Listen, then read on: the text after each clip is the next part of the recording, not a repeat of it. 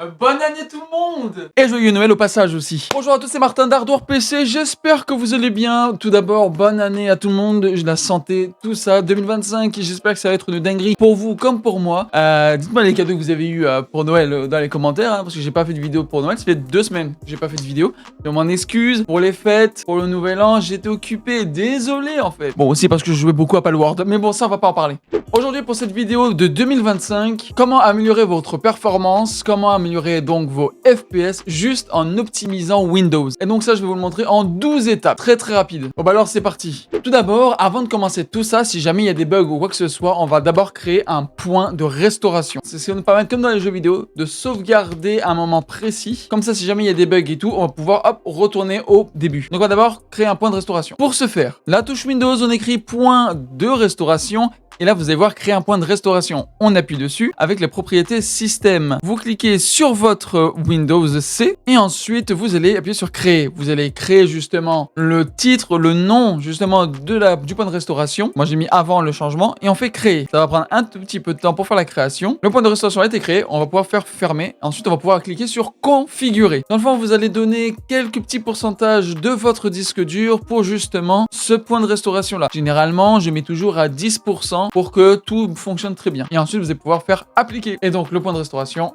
il est fait. Ensuite, nous allons commencer par les applications de démarrage. Ce que vous savez peut-être pas, ce qui ralentit souvent aussi un peu votre ordinateur, c'est qu'il se peut qu'il y ait plein d'applications qui se démarrent en même temps au moment où vous ouvrez votre ordinateur. Et donc, avec ça, nous allons pouvoir les chasser. Touche Windows et vous avez marqué démarrage. Là, vous aurez les options de démarrage. Et là, vous aurez plein de cases à cocher ou à décocher justement en fonction de ce que oui ou non vous avez besoin au démarrage. Comme par exemple, j'ai désactivé appareil mobile. Pour moi, ça me sert strictement à rien. Mais vous pouvez aussi désactiver Steam Epic Games si vous préférez l'ouvrir par vous-même à chaque fois. Ensuite, on va passer à la prochaine étape, c'est désinstaller les applications. C'est vraiment des étapes vraiment faciles où on peut pas trop comprendre pourquoi on fait ça, mais je vous dis, ça a tout un intérêt là-dedans. Désinstaller les applications que vous n'utilisez pas, c'est très important pour faire de l'espace dans votre ordinateur et aussi du coup, en termes de performance, ça peut jouer là-dedans. Donc c'est très simple, touche Windows et on va marquer désinstallation. Jusqu'au moment où vous allez trouver ajouter ou supprimer des programmes. On va pouvoir cliquer dessus. Et donc là, vous avez toutes les applications qui sont installées sur cet ordinateur-là. Et vous allez pouvoir désinstaller ceux auxquels vous ne vous servez pas du tout. Et si jamais, au grand jamais, vous avez des doutes sur quelque chose à désinstaller ou pas, ne le désinstallez pas, s'il vous plaît. Par contre, ceux que vous savez c'est quoi, ben là, vous allez pouvoir le désinstaller si vous les utilisez pas. Ensuite de ça, nous allons nous occuper de la Game Bar. Vous savez très bien que Windows appartient à Microsoft et que Microsoft, c'est aussi Xbox. Et ben Microsoft ont installé leur propre logiciel d'Xbox dans l'ordinateur. Donc là, on va pouvoir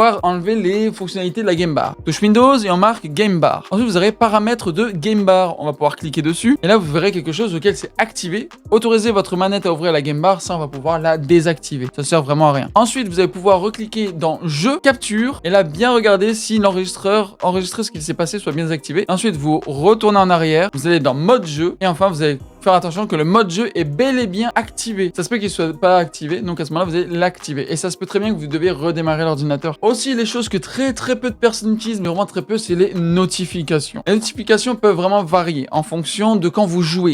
Et ça se peut qu'il y ait des micro-freezes à chaque fois que vous recevez une notification. Et du coup, ça peut vraiment baisser les FPS en jeu pendant un certain moment. Donc, on va pouvoir désinstaller les notifications. Désactiver les notifications, pardon. Touche Windows, notifications, actions et notifications. On va pouvoir cliquer dessus et enfin désactiver les notifications tout simplement. Donc ça, comme je vous dis, ça évite que pendant que vous êtes en train de jouer, hop, il y a une notification qui pop même en arrière-plan et qui puisse vous faire laguer le jeu. Ensuite, nous allons faire les graphiques avancés. Touche Windows, on va écrire écran et vous verrez paramètres d'écran. On clique dessus, vous allez descendre jusqu'à graphique. Donc on va cliquer sur graphique, paramètres graphiques avancés et là vous verrez planificateur de processeur graphique et accélération matérielle.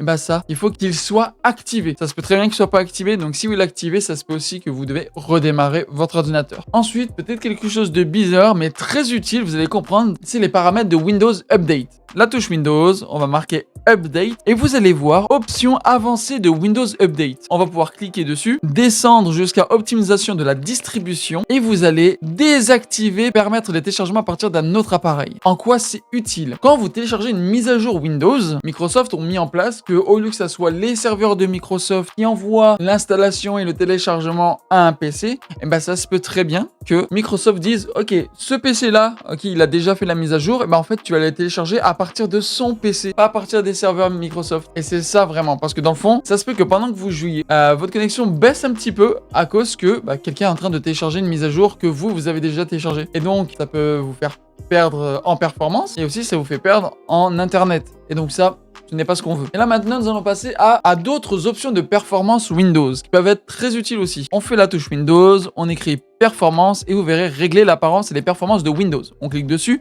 Vous aurez une option de performance. À ce moment-là, vous allez pouvoir aller jusqu'à ajouter afin d'obtenir les meilleures performances. Vous allez voir, Windows va complètement changer. C'est tout ce qui est des effets de Windows supplémentaires, juste pour que ça soit plus esthétique. C'est sûr, si vous avez un PC pas trop performant et que vous voulez un maximum de performance, vaut mieux pouvoir désinstaller tout ça. Parce que c'est juste des petits effets derrière-plan, vraiment comme de l'ombre derrière un texte, ou par exemple une animation que vous faites quand vous slidez, quand vous déplacez une fenêtre d'un point à un autre. Vous voyez qu'il y a une petite animation.